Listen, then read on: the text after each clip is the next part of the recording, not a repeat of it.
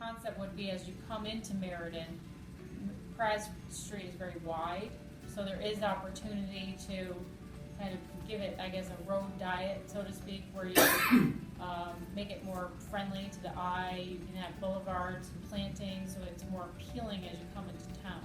So that's one of the aspects that's being designed into the TOD traffic study plan as we speak.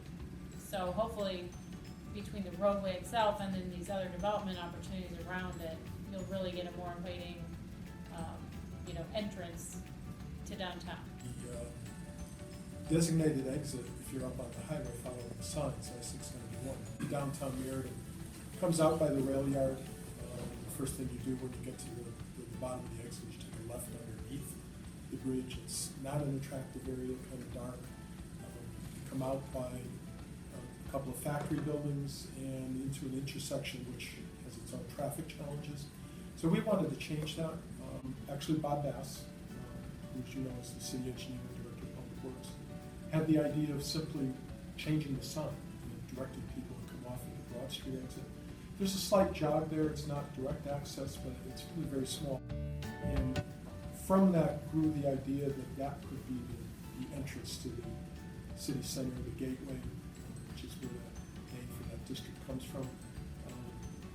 As you come off of that jog, the large piece of property is the Enterprise Center, 290 Pratt. But it's a pretty good development. They own the property across the street.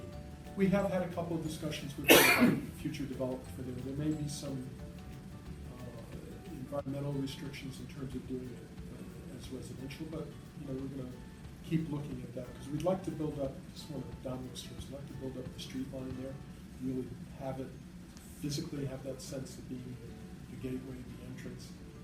And we're looking at the other properties as you come down.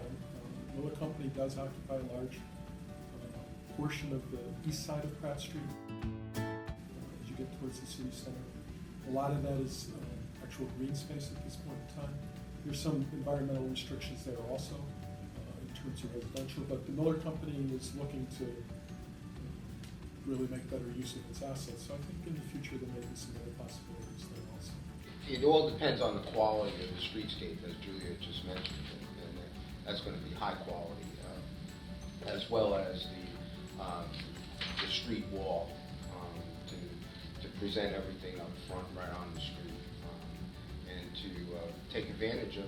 There are some parcels out there that are 289 Pratt, 290 Pratt, Miller Company, the front area that offers a lot of potential, but there are also some smaller parcels that are not the high quality that we really want in that district. So the zoning is all addressed to both of those issues, such as we've increased the range of uses that will be allowed in that district. So we're going to run the gamut from industrial down to residential. So it's definitely a freestanding zone from that standpoint. And the lot coverage, we're allowing 90% of the lots to be developed, which is a big change from the 45% that we have now. So that gives a lot more flexibility as to how you locate the buildings. Again, as I already mentioned, the street wall, we want a presence on the street, so we're making sure that at least 50% of the lot has front, the building has at least 50% of frontage right on the street area. So those gives you flexibility with design that we hope will attract